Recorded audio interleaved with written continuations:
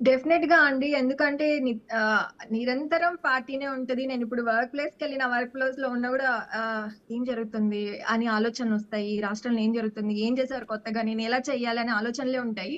నేనొక్కటే గాదండి. నా టీమ్ ఒకటుంది. చాలా సపోర్టివ్ టీమ్ అండి. ఈ రోజు నేను ఇంత బయటికి రావడానికి నా ట్వీట్స్ ఇంత పవర్‌ఫుల్‌గా ప్రజల్లోకి రీచ్ అవ్వడానికి నా టీమ్ ఉంది. ఎస్పెషల్ ఆ టీమ్‌లో ఒక క్రూషియల్ మెంబర్ ఉంటారని గురించి నేను చెప్పలేను.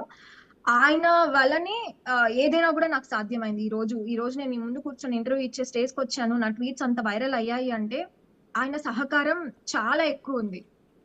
ఆయన ఆయన ఇన్‌పుట్స్ గూడా ఉంటాయి. చాలా ఎక్కువుంటాయి. ఆయన ఇన్‌ఫ్లూయెన్స్ ఉంటది నా మీద. ఏదైనా ఒక మాట మాట్లాడాలన్నా, నేను ప్రతి వీడియో గూడా ఆయన దగ్గర నేను డబుల్ చెక్ చేసుకుంటాను అప్‌లోడ్ చేసే ముందు. ప్రతి పోస్ట్ కూడా నేను డబుల్ చెక్ చేసుకొని పోస్ట్ చేస్తాను. సో, నా టీమ్ ఎఫర్ట్ గూడా చాలా ఉందండి. ఇది నేను ఒక్కదాన్నే కాదు. హోల్ టీమ్ వర్క్ చేస్తారు. నిజంగానే. ఎందుకంటే మీరు చేస్తున్న ట్వీట్స్ కావచ్చు, లేతే మీరు చేస్తున్న అప్డేట్స్ కావచ్చు, లేకపోతే వీడియోలు కావచ్చు, ఫోటోస్ కావచ్చు.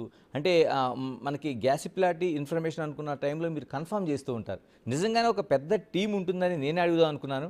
అంటే ఆ వ్యక్తి ఒక్కడే కాదనుకుంటున్నాను. ఒక పెద్ద టీమే మీకు ఉండుండాలి. లేదండి. నా టీమ్‌లో మీరు చెప్తే నమ్మరు.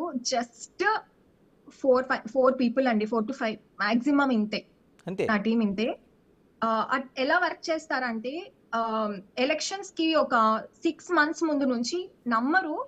ఒక అసలు నిద్ర అనేదే లేదండి. ఎనీ టైమ్ ఏ ఏ ఒక మెసేజ్ పెట్టాలన్నా, ఒక ట్వీట్ పెట్టాలన్నా, ఒక వీడియోకి కాన్సెప్ట్ డిజైన్ చేయాలన్నా, మాట్లాడుకోవాలన్నా ఎనీ టైమ్ అప్రోచబుల్ ఉండేవాళ్ళు. వాళ్ళ సహకారం లేకపోతే ఈరోజు నేను ఇంత స్ట్రాంగ్‌గా ముందుకెళ్ళేదాన్ని కాదండి. అందులో ప్రధానంగా ఒక వ్యక్తున్నారు నాకు బిగ్ బ్రదర్ లాగా. ఆ బిగ్ బ్రదర్ పేరు నేను చెప్పలేను. ఆయన సపోర్ట్ అయితే నాకు చాలా ఎక్కువుందండి. నా క్రెడిట్స్ మొత్తం నేను ఆయనకి ఇస్తాను. స్వాతి గారు మిమ్మల్ని ఎక్స్‌లో ఫాలో అయితే నాకు ప్రధానంగా ఒకటి అనిపిస్తది. అలా రోజంతా గడిచిపోతూ ఉంటది. అంటే యాక్చువల్‌గా మీరు ఎన్ని గంటలు కేటాయిస్తారు? ఎందుకంటే ఒకదాని తర్వాత ఒకటి, ఒకదాని తర్వాత ఒకటి రీసెంట్‌గా మనం పాలిటిక్సే ఎన్నికలకు సంబంధించి చూసుకున్నాం. రిజల్ట్‌కి సంబంధించి మిమ్మల్ని ఫాలో అయితే చూస్తున్నాం. తర్వాత రామోజీరావు గారు మరణానికి సంబంధించి అంటే ఏ మీడియా కూడా అంత కంటిన్యూగా ఫాలో అవ్వలేదు. అంటే ఎన్ని గంటలు అసలు దీనిపైన ఉంటారు అసలు మీరు? అంటే ఫాలో అయ్యే వాళ్ళకే మాకు గంటలు గంటలు గడిచిపోతా ఉంది. మాక్సిమం అవర్స్ ఉంటదండి. ఎందుకంటే పాలిటిక్స్ అంటే ఇంట్రెస్ట్. అసలు ముఖ్యంగా పాలిటిక్స్ కంటే ముందు ఏపీలో ఏం జరుగుతుంది? రాష్ట్రంలో అసలు ఎలా ఉన్నాయి పరిస్థితులు? అనేది తెలుసుకోవడం అంటే నాకెక్కువ ఇంట్రెస్ట్. దానివలన ఫ్రీక్వెంట్‌గా గ్రూప్స్ ఉంటాయి గదండీ! మనకి పార్టీ గ్రూప్స్ ఉంటాయి. అదర్ జర్నలిస్ట్ గ్రూప్స్ అవి ఉంటాయి గదా! సో, వాటిలో వచ్చి ఇన్ఫర్మేషన్‌ని ఫిల్టర్ చేసి ఎప్పటికప్పుడు షేర్ చేయడం జరుగుతుంది. ఓకే. అంటే దీన్నే మొత్తం మీరంతా టోటల్‌గా తీసుకోవడం, దాన్ని మళ్ళీ మీరు ఎక్స్‌లో పోస్ట్ చేయటం. అంటే ఆ వీడియోస్ కూడా మీరు కరెక్ట్‌గా కట్ చేస్తారు. ఫోటోస్‌ని దాన్ని యాడ్ చేస్తుంటారు. అంటే ఒక పెద్ద ఎక్సర్‌సైజ్ అది. నిజంగానే ఒక దానికోసం ఒక రోజంతా కేటాయించాల్సిన అవసరం ఉందసల.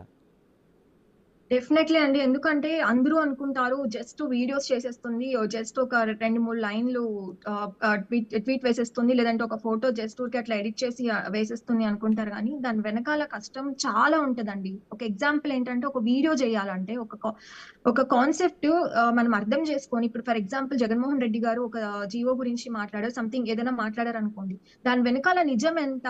ఊరికే మాట్లాడారా? అని రీసెర్చ్ చేయడానికి చాలా టైం పడుతుంది. ఆ రీసెర్చ్ చేసి మనం అర్థం చేసుకొని దాన్ని కాన్సెప్ట్ లాగా ప్రిపేర్ చేసి స్క్రిప్ట్ రాసుకొని, మనం ఎలా ప్రెజెంట్ చేయాలి?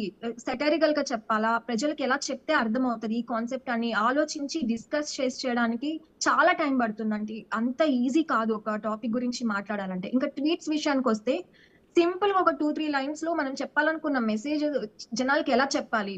ఒక మాస్ క్రౌడ్‌ని ఎలా అట్రాక్ట్ చేయాలి? మనం చెప్తున్న వాటిని వాళ్ళెలా తీసుకుంటారు అని ఆలోచించి వేయాల్సుంటుందంటే